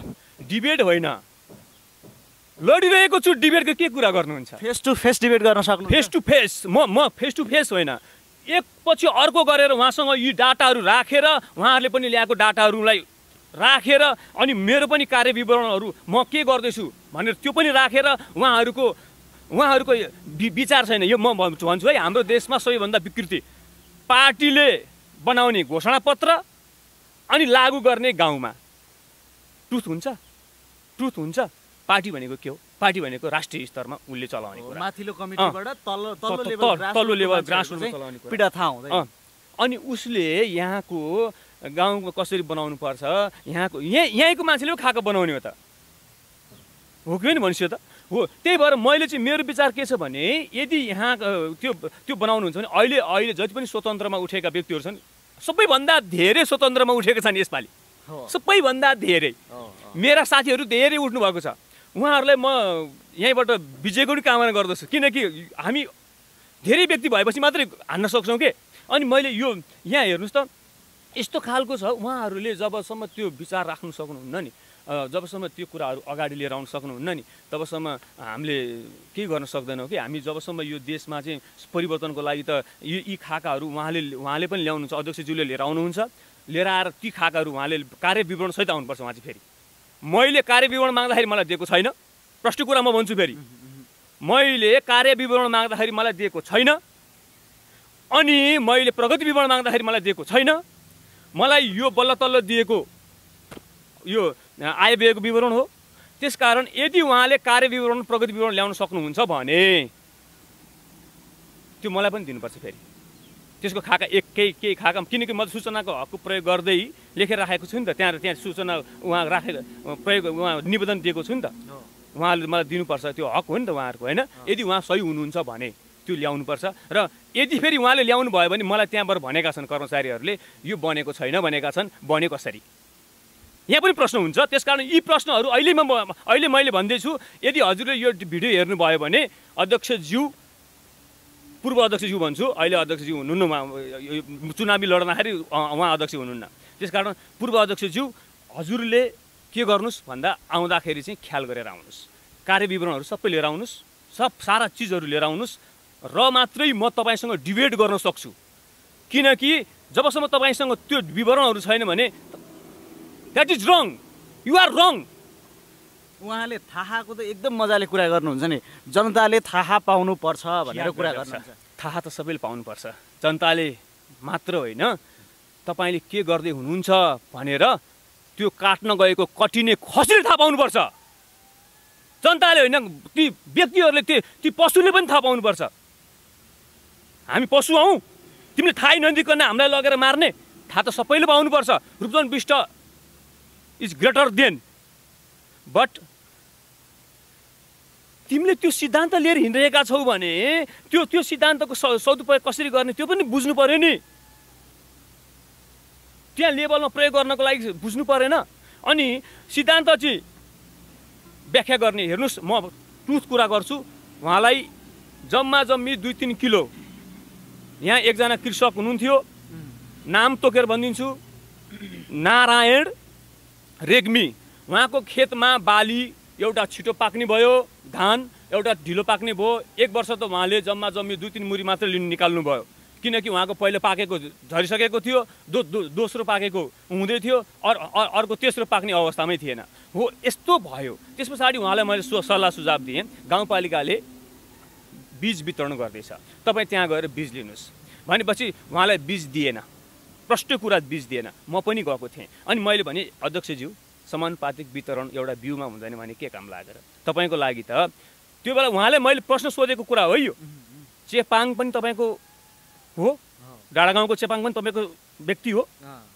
तपाईँ अहिले उम्मेदवार जितेर आउनुभएको छ त्यहाँ त्यो धेरै धनाढ्य व्यक्ति पनि तपाईँकै हो भने तपाईँले चेपाङलाई चाहिँ गर्नु पर्दैन ती धनाढ्यहरूलाई मात्रै तपाईँले हेर्ने हो त्यो गुन्डागर्दीलाई मात्रै पाल्ने हो भनेर मैले त्यो दिनको मलाई जल याद आउँछ उहाँले मलाई प्रश्न सोध्नुभयो उहाँको घर कहाँ हो अनि मैले यहाँनिर यहाँ मेरो यो घर थिएन यहाँ झुप्रो घर थियो यहाँ झुप्रो घर थियो मैले त्यही झुप्रो घर देखाइदिएँ उहाँलाई के लाग्यो थाहा छ झुप्रो घरमा बस्ने मान्छेको त दिमागै हुँदैन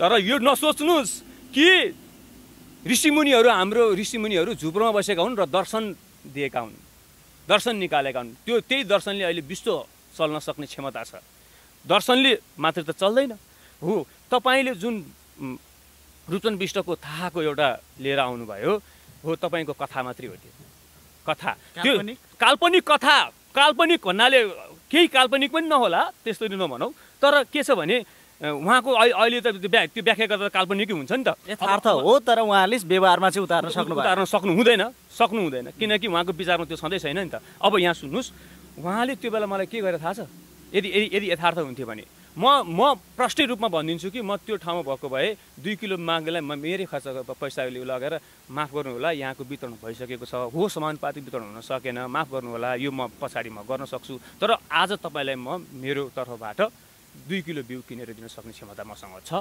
तपाईँलाई म लगेर दिन्छु म भन्थेँ।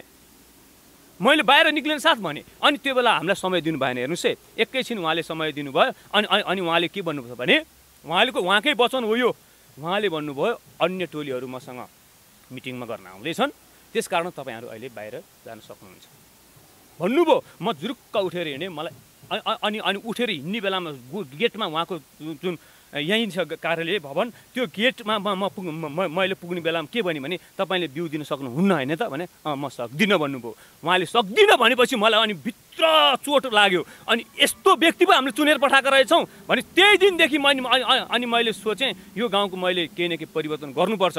कृषकले बिउ नपाउने अनि बाहिर निस्किँदाखेरि को रहेछन् भने गुन्डाहरू रहेछन्। यही खोलाको सौदाबाजी गर्नको लागि, खोला निकासी गर्नको लागि, अनि त्यस पछाडि त्यो खोला खोल्नको लागि आएका गुन्डाहरू रहेछन्। गुन्डा भन्छु म तिनीहरूलाई, कमाउनको लागि आएका, सौदाबाजी गर्नको आएका। हामीलाई कति दिन्छौ अनि तिमी कति लिन्छौ अनि के गर्छौ, ठेकदारीहरू आएका। अनि तिनीहरूलाई सम्झौता गर्न चाहिँ टाइम हुने। हामी कृषक मर्नको लागि, हरेक कृषकले त संसारलाई पालेको हुन्छ, त्यस्तो कृषक ज्यामी सिपाही र किसान सारा छन् आज हाम्रा। यो त हाम्रो हो नि त, बलियो सहारा छन् आज हाम्रा, बलियो सहारा। ज्यामी सिपाही र किसान सारा छन् आज हाम्रो बलियो सहारा। यो त हाम्रो मुख्य कुरा हो नि त। यो सामान्य कक्षा 8 को कुरा बोल्दैछु म। यस्तो पढाउने व्यक्ति हो हामी। अब हामी हो अब बुझ्नु पर्दैन, कृषक आएपछि हामीले के गर्नुपर्छ बुझ्नु पर्दैन। अनि सौदाबाजी चाहिँ गर्ने, अनि रूपचन विष्टको भज्ने। रूपचन विष्टले त्यसरी भजेका थिए त, त्यस्तो गरेका थिए त, थिएन नि। होला उनको केही पक्षहरू नराम्रो पनि थियो होला उनको केही पक्षहरू नराम्रो पनि थियो होला, तर रूपचन विष्ट भजेर खाने एउटा कृषक जाँदाखेरि उन दिन नसक्ने कस्तो खालको हो यो? अनि कति मिनट बाँकी छ? हजुर 9 मिनट। अनि त्यो ठिक हो त होइन नि? होइन हो। त्यस कारण मैले यो कुराहरू लिएर मलाई पीडा त्यही बेला भएको। मसँग एउटा यहाँ मैले अस्तिको एक दिन म बस्तीपुरबाट आउँदै गर्दाखेरि एकजना लामिटारको किसानी हुनुहुँदो रहेछ आमा है, उहाँ फुत्त चढ्नुभयो। अनि उहाँले चढ्न साथ गाडीमा म म्याजिकमा आउँदै थिएँ। आउन साथ उहाँले के भन्नुभयो भने मल लिन आएको मलै पाइएन भन्नुभयो। त्यस पछाडि मल लिन आएको मलै पाइएन भनेर उहाँले लामो गुनासो गर्नुभयो। अनि मैले पनि यसो सोचेँ, ओहो कस्तो है हाम्रो देश। मैले अनि तुरुन्त भिडियो गरेर मैले केही कुराहरू राखेको छु, हजुरलाई म त्यो भिडियो उपलब्ध गराउनेछु। सामाजिक सञ्जालमा तपाईँले हाल्नु पनि भएको छ, त्यो हामीले देखेका छौँ। अब कुरा गरौँ, तपाईँ गाउँमा पुग्न सक्नु भएको छैन, तपाईँ सकेसम्म आफ्नो सामाजिक सञ्जालबाट नै कुरा पुर्याइरहनु भएको छ। यसरी मात्रै दूरदराजका जनताले त तपाईँको कुराहरू सुन्दैनन्, तपाईँको कुराहरू सुन्न पाउँदैनन्, के गर्नुहुन्छ? म यसको लागि विशेष अहिले त म अब मेरो चुनाव चिन्ह नै आएको छैन। चुनाव चिन्ह आएपछि म विशेष अभियान म धेरै मान्छे लिएर हिँड्न सक्दिनँ। म प्रष्ट भन्छु, मलाई धेरै साथीहरूले गाडी लिएर हिँड्नुपर्छ, सुझाव दिएका छन्, गाडी लिएर हिँड्नुपर्छ, मान्छेहरू बटुलेर लिएर हिँड्नुपर्छ, उहाँको भनाइ खर्च गर्नुपर्छ। यो गलत सोच हो। म चाहिँ आजै म यहाँबाट उद्घोष गरिदिन चाहन्छु, म खर्च नगरिकन जित्ने पनि हुनसक्छ, खर्च नगरिकन पनि हामीले केही गर्न सक्छौँ। हामीसँग खर्च नगरिकन पनि हामीले समाजसम्म हामी पुग्न सक्छौँ। खर्च गरेर मात्रै हुने होइन। खर्च यो खर्चालु स्वभाव भनेको गलत प्रवृत्ति हो, यसैले नै भ्रष्टाचार गर्नलाई उन्मुख गराउने हो। त्यसकारण हामी खर्च नगरिकनै हामीले जित्न पनि सक्छौँ। जनता सामु जाने भनेको तपाईँले सौदाबाजी गर्दै जाने हो, तपाईँले खाँदै जाने हो, तपाईँले केही गर्दै जाने हो, तपाईँले त्यहाँनिर खुवाउँदै जाने हो, जाँडक्सी पिलाउँदै जाने हो, तपाईँले भट्टी रिजर्भ गर्दै जाने हो, अनि ठाउँमा त्यो होटलहरूलाई बोनस दिँदै जाने हो भने कसरी विकास हुन्छ? खर्च नगरिकन के हिँडेर गाउँघरमा पुग्न सक्नुहुन्छ? म प्रष्ट रूपमा भन्छु, यो सम्भव त छैन नि। सम्भव नहोला। तपाईँले आज एउटा सम्भव त देखाइदिइसक्नुभयो। अस्तिको एउटा सम्भवले सबै मान्छेमा चेतना भइसक्यो। 1 नम्बरको ओडाको बासीहरू मलाई देख्न साथ नमस्ते गर्ने भइसकेका छन्। यो व्यक्तिले के न के गर्छ कि भने जस्तो पनि भइसकेका छन्। 1 नम्बरको ओडा त धेरै टाढा छ नि। हो, ती व्यक्तिहरू ले भनेका छन् हाम्रो ओडामा आउनुहोला। हो, म त्यहाँ जाँदाखेरि म के गर्छु भने यहाँबाट गाडी चढेर बस्तीपुर जान्छु, बस्तीपुरबाट बिस्तारै हिँड्दै जान्छु। मलाई त्यो कुरो थाहा छ कि म कृषक हो, मलाई हिँड्न आउँछ, म हिँड्न सक्छु। म जुनसुकै परिस्थितिमा पनि, जस्तो अब यहाँबाट जानलाई म यहीँबाट पैदल यात्रा जाने होइन नि, त्यो सीमित छ, जहाँसम्म गाडी जान्छ त्यहाँसम्म त म पुग्न सक्छु। हो, यी कुराहरू त म बिस्तारै बिस्तारै, जस्तो अब आफ्नो साधन छैन, आफ्नो केही छैन भन्दा पनि मैले प्रयोग गर्न त सक्छु नि, होइन? केही खर्च नगर्ने भन्नाले मैले, मेरो भनाइको तात्पर्य यो हो कि मैले केही खर्च गर्ने भने ती व्यक्तिहरूलाई खुवाएर खर्च गर्ने होइन, ती सौदाबाजी गरेर खर्च गर्ने होइन, ती रातोरात पैसा दिएर भोट किन्ने होइन। म यसरी होइन, मैले काम गर्ने नै होइन भनेर मेरो भनाइ तात्पर्य चाहिँ यो। यतिका विषयहरूमा कुरा गरिरहँदा मानिसहरूले तपाईँमाथि पनि एउटा प्रश्न चिन्ह उठाएका छन्। यो मान्छे खालि बोल्ने मात्रै हो कि अरूको खेदो खैरो गर्ने मात्रै हो कि यो मान्छे निर्वाचित भइसकेपछि हाम्रो लागि पनि केही गर्छ भन्ने चाहिँ जनतालाई पनि त्यो एउटा चिन्ता छ। चिन्ता हुन्छ, चिन्ता लिनुपर्छ। र त्यो व्यक्तिलाई हरेक, मलाई मात्रै होइन, मलाई चाहिँ तपाईँले सोध्नुहोस्, खाकाहरू सोध्नुहोस्, म हरेक व्यक्तिलाई मेरो खाका एकपछि अर्को गरेर विश्लेषण गरेर बताउनेछु। आज सामान्य रूपमा बुँदागत रूपमा हामीसँग समय रहँदैन। मैले जितेमा सबैभन्दा पहिलो काम मेरो के हुनेछ भने, यहाँ त तलब भत्ता आउँछ नि त, त्यो तलब भत्तामा मेरो एउटा काम हुनेछ। त्यो मैले पाउने तलब भत्तालाई मैले के गर्नेछु भने, गरिब, चेपाङ तथा टुरा बालबालिका, टुरा भन्नाले विभिन्न प्रकारका हुन्छन्, ती बालबालिकाहरूलाई खर्च गर्नेछु। मेरो पढाइमा खर्च गर्नेछु, विशेष पढाइमा खर्च गर्नेछु, मेरो एउटा। अब त्यस पछाडि यो त मैले गर्ने, अहिले तलब भत्ता पाएँ भने मैले गर्ने कुरा हो, यो चाहिँ व्यक्तिगत कुरा हो यो। अब यस पछाडि मैले गर्ने कुरा, मेरो मुख्य मूल मन्त्र के हो भने, सुशासन र सदाचार स्थानीय विकासको मूल आधार मेरो मूल मन्त्र हो। यो मेरो मूल मन्त्र हुनेछ र रहनेछ। म यही मूल मन्त्रको आधारमा म हिँड्नेछु। त्यसकारण यो मेरो मुख्य मूल मन्त्र हो। अब मेरो मुख्य काम, मैले चाहिँ यहाँ मेरो ती खाकाहरूमा राखेको छु। मैले चाहिँ मेरो मुख्य काम भनेको छु, मलाई मेरो मुख्य कामहरू यी छन्। अब यहाँ सुन्नुहोस्, सबैभन्दा पहिलो काम त त्यहाँ गएर जनताकै सेवा गर्ने हो। त्यसकारण मैले जनताको सेवा भनेर पहिलो मुख्य काममा त्यो राखेको छु। त्यसलाई दलगत भएको खिचातानीको अन्त्य गर्दै विकास निर्माणका लागि काम गर्ने। म दलगत जुन खिचातानी छ त्यसै कारणले विकास नभएको हो नि त, त्यसको चाहिँ अन्त्य गर्न म चाहन्छु र त्यो चाहिँ अब त्यो काम चाहिँ म गर्न चाहन्छु। त्यस पछाडि त्यही भएर नै म दलगत रूपमा नआएको हो। अब भ्रष्टाचारको भित्री जडदेखि नै अध्ययन गरेर त्यसको न्यूनीकरण गर्ने। मैले भ्रष्टाचारको भित्री जडदेखि कहाँबाट हुन्छ भनेर त अहिले मैले त्यो भनेको कुराहरूमा हजुरले थाहा पाइसक्नुभयो, कसरी अध्ययन गरेको रहेछ भन्ने कुराहरू।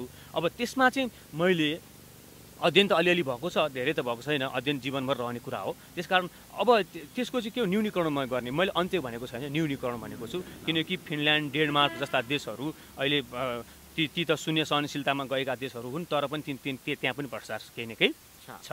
अब यी कुराहरू म गर्न चाहन्छु। त्यस पछाडि कार्यालयीय प्रयोगमा विविध, जुन अघि मैले हामी जुन अन्य हो, विविध थाहा नहुने खर्चको न्यूनीकरण गर्ने। त्यसमा पनि मैले अन्त्य भनेको छैन, न्यूनीकरण गर्ने। विकास निर्माणमा हुने गरेको मिलेमतोको न्यूनीकरण गर्ने। स्थानीय विकासको मेरुदण्ड यातायातको विशेष विकास गर्ने। मैले यो घुमेर पत्ता लगाएको कुराहरू हुन्। अनि शिक्षामा विशेष सुधार गर्ने, विद्यालयको समुचित व्यवस्थापन गर्ने, स्थानीय भाषा पाठ्यक्रमको विकास गरी लागू गर्ने। हाम्रो यो गाउँपालिकाले त्यो काम गर्न सकेको छैन, किनकि अब यो म भन्दिनँ। अब हरेक वडामा खेलकुदको विकास गर्ने र स्थानीय खेलाडीको राष्ट्रिय स्तरसम्म पहुँच बनाउने। यो सजिलो कुरा हो, सहज कुराहरू मात्रै राखेको छु मैले, यहाँ ठुल्ठुलो कुराहरू राखेको छैन। मलाई ठुल्ठुलो कुरा गर्नु परेको छैन।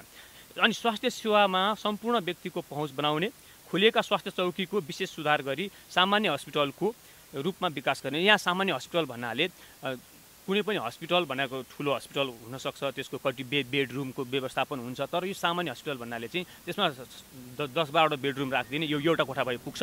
त्यस पछाडि त्यो बेडरुम भएपछि, त्यो बेड भएपछि अनि त्यहाँ एउटा सानो औषधालय खोलिदिने। अनि त्यो त हाम्रो यहाँ फ्रीमा आएको औषधिले नै पुग्छ। त्यस पछाडि अनि हेर्नुहोस्, सजिलो छ नि त उपाय, होइन? अनि त्यस पछाडि जुन कर्मचारीहरू जागिर खाइरहेका छन् तिनलाई नै अलिकति अब त्यो नाइट ड्युटीको केही वृद्धि गरिदिने, होइन? अनि त्यो जस्तो व्यक्तिहरूले खान्छ नि, अब नाइट ड्युटी गरेपछि केही अलिकति भत्ता आउँछ, ओभर टाइम हुन्छ, हो त्यो पछाडि त्यो राखिदिने। अनि त्यस पछाडि सजिलो तरिकाले म उहाँलाई पनि यो बताइदिन्छु। उहाँ आउनुहुन्छ नि त पछाडि त, म त आउन सक्दिनँ होला सायद, मलाई जहाँसम्म लाग्छ सबैले मलाई हेपेकै छन्, दिँदैनन् मत, तर पनि बुझेर दिनुहोस्। अनि अब यहाँ के छ भने त्यो सामान्य तरिकाले विकास गर्न सक्ने 24 घण्टा यसको अर्थ के हो? सामान्य हस्पिटल भनेको 24 घण्टा सेवा दिने। 24 घण्टा अहिले सामान्य क्लिनिकले दिन सक्छ भने हाम्रो गाउँपालिकाको दिनु पर्दैन त। अनि हो त्यो भएपछि हरेक व्यक्ति मर्दैनन्, रातमा दौडिएर जानु पर्दैन, रातमा हरेक सुविधा खोज्नु पर्दैन, तुरुन्त त्यहाँनिर उ गर्न सकिन्छ। यो सजिलो उपाय होइन त हो। यो मैले सामान्य हस्पिटलको रूपमा विकास गर्ने कुराहरू गरेँ। अनि त्यस पछाडि स्वास्थ्य समाज स्वस्थ भविष्य भएकाले बाल स्वास्थ्यमा विशेष जोड दिने, हरेक बालबालिकाको आवधिक बिमा कार्यक्रम गर्ने। यहाँ चाहिँ केही बालबालिका गर्छन्, आफन्तको बालबालिकाले गरिरहेका छन्, मलाई थाहा छ। यहाँ यो मलाई बुझेरै भनेको लेखेको हो। आफन्तको बालबालिकाले गर्ने, अरूलाई नमस्ते गरिदिने, यो होइन। गाउँपालिकाको सबै समान होइन, सबैलाई गरिदिने। किनकि त्यो बिमा भएपछि त तिनको भविष्य त को मर्छ, उसको कसको बाबुआमा छिटो मर्छन्, कसको थाहा छ र कसैलाई? जीवन कसैलाई थाहा छ र? थाहा छैन नि। त्यस कारण सबैलाई गरिदिने, सबैलाई त्यो राखिदिएपछि उनीहरूले भविष्यमा त्यो बिमा भएपछि उनीहरूले शिक्षा पाउन त्यहाँबाट केही रकम आउला। केही आवधिक बिमा भनेको केही 15 वर्ष 20 वर्ष यस्तै बिमा राखिदिने। व्याख्या नगरिकन अब त्यस पछाडि कृषि क्षेत्रमा भइरहेको अनियमितताको न्यूनीकरण गर्न विशेष पहल गर्ने। अनि कृषि सामग्री केन्द्रको स्थापना गर्ने, यसैद्वारा बजार व्यवस्थापन गर्ने, कृषि बजारको व्यवस्थापन गर्ने। त्यो सजिलो उपाय छ होइन। अनि त्यस पछाडि कृषकलाई आधुनिकीकरणमा जोड दिने र ओडामा स्थानीय सरकारले स्थानीय कृषि कामकाजको लागि सहुलियत दरमा ट्र्याक्टरहरूको व्यवस्था गरिदिने, ती सामग्रीहरूको व्यवस्थापन गरिदिने। अनि गाउँपालिका यातायात शाखा खोल्ने, जस अन्तर्गत हरेक गाउँमा स्थानीय यातायातको व्यवस्थापन गर्ने। मैले अस्ति नै पनि यो कुराहरू गरेको थिएँ। अब स्थानीय स्तरका मावि 10सम्मलाई 12सम्म पढाउने, 12सम्म पढाइ हुने बनाउने। त्यस पछाडि अनि 12सम्म पढाइ हुनेलाई क्याम्पस लेभलमा विस्तार गर्ने।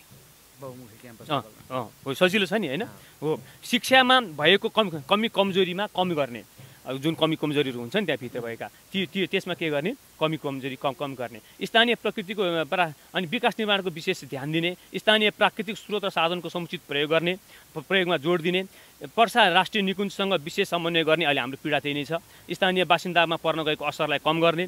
अनि वन जोगाउनका साथै वन पैदावार वस्तुको निर्यातमा विशेष जोड दिने, वृद्ध अपाङ्ग सुस्त मनस्थिति जस्ता अशक्तलाई विशेष ख्याल गर्न सामाजिक सुरक्षा भत्तामा गापाले पनि केही अंश जोडेर प्रदान गर्ने। धर्म संस्कृति संस्कार हाम्रो मुख्य पहिचान हो, यसको संरक्षणार्थ विशेष कार्यविधि निर्माण गरी गापालाई नेपालको आन्तरिक सांस्कृतिक गन्तव्यको रूपमा अगाडि बढाउन विशेष पहल गर्ने। सुरक्षित आवासका लागि हरेक गाउँ टोलको अध्ययन गरी स्थिति हेरी सुरक्षित आवासको व्यवस्थापन गर्न विशेष अनुदानको व्यवस्थापन गर्ने। प्राकृतिक प्रकोपको पहिल्यै गापा कोष खडा गरी केही पर्नासाथ विशेष विदेशीको मुख ताक्ने प्रवृत्तिको अन्त्य गर्ने। नेपाल पर्यटकीय क्षेत्र हो, त्यसैले यस देशको पर्यटकीय क्षेत्रको विकास, यस क्षेत्रको देश होइन क्षेत्रको पर्यटकीय क्षेत्रको विकास गर्ने। यस गापाभित्र पर्ने रानी मध्यवर्ती क्षेत्र, रानी भनेको राष्ट्रिय निकुञ्ज, मध्यवर्ती क्षेत्रलाई सङ्घ प्रदेश र गापाको समन्वय गरी नियमन गर्ने। आयुर्वेदीय प्रभावकारिताको मध्यनजर गर्दै गापामा आयुर्वेदिक संस्था स्थापना गर्ने। आयुर्वेदिक अध्ययन संस्था है, यो अध्ययन संस्था स्थापना गर्ने। पशुपालन कृषि व्यावसायिक शिक्षाको राज्य नीति लागू गर्ने र विद्यालयलाई व्यावसायिक शिक्षाको रूपमा रूपान्तरण गर्ने। धार्मिक परम्परागत शिक्षालाई विशेष जोड दिने। यहाँका बनकरिया, चेपाङ, तामाङ, नेवारी तथा अन्य अल्पसङ्ख्यक वा लोपोन्मुख भाषाको अध्ययन गराउने अनि भाषिक लिपि वर्ण व्यवस्था मिलाउने, त्यसको पाठ्यक्रम निर्माण गर्ने र पठन पाठनको व्यवस्था मिलाउने। हरेक स्वास्थ्य अस्पताललाई 24 घण्टा सेवाको व्यवस्थापन मिलाउने। स्वास्थ्य चौकी टाढा भएको स्थानमा उपस्वास्थ्य चौकीको निर्माण गर्ने। हाल राजमार्गको वरिपरि मात्र भएको प्रहरी चौकीलाई गाउँको मध्य स्थानमा स्थापना गर्न र पहल गर्ने र विशेष समाज सुरक्षाको व्यवस्था मिलाउने। हरेक ओडा र टोल विकास संस्थालाई आफ्नो काम कर्तव्य र अधिकारको बोध गर्न निर्देश गर्ने। एक विद्यालय, एक पुस्तकालय, एक समुदाय, एक वाचनालयको स्थापना गर्ने, यो मुख्य रहन्छ। अनि जैविक कृषि प्रणालीमा जोड दिने। समाजमा भएका विभिन्न सामाजिक संस्थाहरूलाई नियमन गर्ने र स्तरोन्नति गराउने। बाल क्लब, बालबाटिका, खेलकुद मैदानको हरेक ओडामा निर्माण गर्ने। सिपमूलक शिक्षामा जोड दिने, वैदेशिक रोजगारलाई कम गर्न कृषिलाई रोजगारमा जोड्ने र कृषि अध्ययन संस्थान स्थापना गर्ने, जडीबुटीको उत्पादन, जङ्गली जडीबुटी खेती र त्यसको प्रशोधन तथा वितरण कार्यमा जोड दिने, नदीमा जल क्रीडास्थल बनाउने, यो नदी छ नि हाम्रो त्यसै बगिरहेछ होइन, त्यसलाई चाहिँ जल क्रीडास्थल बनाउने अनि त्यस पछाडि त्यहाँ ऱ्याफ्टिङ सञ्चालन गर्ने, हाल सञ्चालनमा रहेको प्रतापपुर रमौलीको हात्तीसारलाई विशेष व्यवस्थापन गर्ने र त्यसको विस्तार तथा पर्यटन प्रवर्धनमा जोड दिने, निर्माणाधीन रहेको पुल द्रुत गतिमा निर्माण गर्ने। सबै हेर्नुहोस् है, यहाँ एउटा यस्तो खालको छ, यो पुलहरू बनाए होइन, सबै भेलले पुरिदियो। म एकचोटि हेर्दै थिएँ होइन, गएको त्यहाँ जाने क्रममा यसो हेरेर किन यो फेरि खनिरहेका छन् भनेको त्यो भित्र छ अरे त्यसको। अब त्यो सबै गएपछि फेरि त्यो निकालेर फेरि अर्को हाल्दैछन्। हजुरलाई थाहा होला कुरा गर्नु, यो मैले हजुरकै गाउँ नजिकै रहेको हाँडी खोला बग्ने यो सिधा आउने खोला टङ्ग्रा खोलाको कुरा गर्दैछु है। हेर्नु फेरि बनाउँदैछन् है, कस्तो विडम्बना हेर्नुहोस् त। खर्च कहाँबाट आउँछ त्यो? दोहोरा खर्च हाल्ने, बेफा काम गर्ने, फटाफट गर्नु पर्दैन जुनसुकै कामहरू पनि। त्यही भएर मैले यो शीर्षक राखेको। त्यो त टेन्डर प्रक्रियामा गइसकेको छ, यो त ठेकदारको कुरो भयो होइन र? अब टेन्डर प्रक्रियामा गयो, ठेकदारको कुरा गयो, पछाडि अब ठेकदार छोड्यो भने चाहिँ यिनले के गर्छ नि फेरि? हाम्रो नेपालमा त ठेकदारले ठुला आयोजनाहरू छोडेर भागेको छ। अनि फेरि अर्को फेरि मेलम्ची, त्यही भएर मेलम्ची नभएको हो। प्रष्ट कुरा हो कि होइन? यो हो, यस्तो खालको प्रवृत्तिको अन्त्य गर्नुपर्छ। अब त्यस पछाडि पक्की पुल निर्माण गर्ने, विविध बचत तथा ऋण सहकारी कृषि सहकारी समूहलाई नियमन गरी त्यसको वृद्धि र विकास गर्ने। हाम्रो छ नि हरेक गाउँमा छ होइन, हो त्यसको नियमन गर्नु पर्यो, विकास गर्नु पर्यो। अनि त्यसलाई विस्तार गरेपछि त्यसलाई चाहिँ जस्तो सहकारीहरूको भइरहेछ नि त्यही तरिकाले लान सकिन्छ नि। प्राइभेट सहकारीहरू चल्ने अनि यो चाहिँ नचल्ने हुन्छ त? हुँदैन नि, सहज तरिकाले चल्छ। अनि अब यो धेरै लामो छ हजुरहरूलाई, अब जम्मा 3-4 पोइन्टमा छ है। मैले छोटै बनाएको हो यो, तर पनि बनेन, अझै मसँग धेरै छ। अनि खुला स्थानमा वृक्षारोपण गर्ने होइन, अनि जङ्गलमा हेरेर घाँस रोप्ने, जङ्गलमा स्थान हेरेर घाँस रोप्ने, पशुपालनमा सहज बनाउने। मान्छे घाँस काट्नको लागि चुरेको माथि पुगेर भिरबाट खसेर मरेका छन्, रुखबाट खसेर मरेका छन्। त्यसको नियमन गर्न सकिँदैन। सजिलो उपाय छ, यो वनमारा हुने ठाउँमा घाँस लगाइदिनुहोस्, घाँस काट्छन् त्यो नियमन गर्नुहोस्, अलिकति पैसा लिनुहोस्, समितिले पैसा लिनुहोस्, समिति पनि समृद्धि हुन्छ, राम्रोसँग चल्छ, मान्छे मर्नु पनि पर्दैन। कति राम्रो छ है। अनि त्यस पछाडि फोहोर व्यवस्थापनमा जोड दिने, फोहोरलाई मोहरमा परिवर्तन गर्ने र फोहोरलाई आम्दानीसँग जोड्ने। अनि खुला स्थानमा यो भयो। अनि युवा समाजको मेरुदण्ड हो, त्यसैले युवालाई कुलत र कुसंस्कारबाट, अहिले बिग्रेको कारण यही हो है, कुलत र कुसंस्कारबाट हटाउनको लागि पहल गर्ने र उनीहरूलाई आयमूलक रोजगारमा विशेष कार्यक्रम लगाउने। अनि खानेपानीमा प्रत्येक परिवारको पहुँच बनाउने र सकेसम्म भनेको छु, सकेसम्म निःशुल्क खानेपानी व्यवस्था गर्ने। यो सजिलो उपाय छ, यो पनि यो एकदम सजिलो उपाय छ। निःशुल्क दिनलाई सजिलो छ, किनकि प्रकृतिले हामीलाई निःशुल्क दिएको छ, हामीले चाहिँ पैसा लिने कसो। अनि त्यस पछाडि हरेक खेतीयोग्य जमिनमा सिँचाइको व्यवस्थापन गर्ने, खेतीयोग्य भूमिको प्लटिङमा रोक लगाउने। हेर्नुहोस् है, सबै खतम भएको छ। भोलि के खाने? घरमा बसिरहने, खाने के? यो गलत प्रवृत्ति हो। त्यस कारण यो पनि हामीले रोक्नुपर्छ। अनि कृषि मार्गको व्यवस्थापनमा जोड दिने। मैले यो पीडा भएको भएर, यो हरेक व्यक्तिलाई बोक्ने पीडा भएको भएर म पनि कृषक भएको भएर यो राखेको। अनि त्यस पछाडि समाजमा हरेक व्यक्तिलाई समाजप्रति उत्तरदायी बनाउने, प्रेरित गर्ने। किनकि जबसम्म समाजप्रति त्यो व्यक्ति उत्तरदायी हुँदैन तबसम्म समाजको विकास हुनेवाला छैन। यो मैले यी खाकाहरू केही सामान्य रूपमा राखेको छु। अब यति हुँदाहुँदै पनि म त जनताको व्यक्ति हो, त्यसकारण मेरो लक्ष्य के हो भने जनता समक्ष विशेष रूपमा अगाडि बढ्नु मेरो लक्ष्य हो। त्यसकारण जनताकै सल्लाह सुझावलाई मध्यनजर गर्दै म अगाडि बढ्नेछु। मसँग धेरै दिमागमा धेरै कुराहरू छ, तर पनि मैले यो धेरै राख्दाखेरि मान्छे पढ्दैनन्, अध्ययन पनि गर्दैनन्, वास्तव पनि गर्दैनन् भन्ने कुराहरूको लागि मैले यो गरेर राखेको छु। त्यसकारण आज मैले यी कुराहरू राखिरहँदाखेरि वास्तवमा हजुरहरूलाई के कस्तो लागिरहेको छ प्रतिक्रिया दिनुहोला। र यदि यो सही लाग्छ भने, यो कुराहरू सही लाग्छ भने, यो कुराहरू गर्न सकिने कुराहरू मात्रै उठाएको छ भनेर सही लाग्छ भने हजुरले मत दिनु होला, होइन भने नदिनु होला। मलाई मतको लागि म आएको होइन, म सुसूचित गर्न आएको। मेरो काम, पहिलो काम सुसूचित गर्ने, अनि दोस्रो काम तपाईहरुलाई सुसूचित गरिसकेपछि तपाईहरुले मत हाल्नुहुनेछ। त्यो मतबाट म विजयी भए भने तपाईँहरूको सेवा गर्ने। आज तपाईँले 50 भन्दा बढी बुदाहरू तपाईँको प्रतिबद्धताहरू तपाईँले पेश गर्नुभएको छ। राजनीतिबाट यसै पनि मानिसहरू आजित भइरहेका छन्। यस्तो अवस्थामा स्वतन्त्रको सम्भावना पनि बढी छ भन्ने पनि सुनिन्छ। भोलि गएर तपाईँलाई जनताले विश्वास गरे भने यो सबै कुराहरू पुरा गर्न सक्नुहुन्छ? अवश्य, सजिलो कुरा राखेको छु नि त। कोही मैले ठुला ठुला कुराहरू गरेको छैन नि त। म तपाईँलाई विशेष कोही व्यक्ति गरिबलाई म एकैचोटि धनी बनाउँछु मैले भनेको छैन नि। मैले जग्गा दिन्छु भनेको छैन नि। मैले जग्गाविहीन भूमिहीनलाई भूमि दिन्छु भनेको छैन नि। त्यो अहिलेसम्म कहिलेदेखि भनेको यो कुरा? कहिले पुरा गरेको छ? केन्द्र सरकारले भनिरहेको छ पुरा गरेको छ। अनि म स्थानीय सरकारमा जुन हरिलठक भएर आउने मान्छेले भन्ने, यी हरिलठकहरूले त्यो कुरा गरेर उल्लु बनाउने, जनतालाई उल्लु बनाएर नआउनुहोस्। तपाईँहरू यदि आउनुहुन्छ भने जनतालाई सही खाका लिएर आउनुहोस् र जनताहरूलाई उल्लु नबनाइकन माथि जानुहोस्। तपाईँ उल्लु बनाएर जानुभयो भने तपाईँ गदाई हो। आजको यति लामो कुराकानी, यो कुराकानीले धेरै सार्थकता मिलोस्, तपाईँलाई शुभकामना पनि दिन चाहन्छु। हजुरलाई धेरै धेरै धन्यवाद। अब हामी यसै गरेर अगाडि बढ्ने हो भने, हरेक सुसूचित हुने हो भने हामी गर्न सक्छौँ। युवा अघि बढ्दैछ, देश अगाडि बढाउने युवाको काँधमा छ र त्यही भएर हामी आएका हौँ।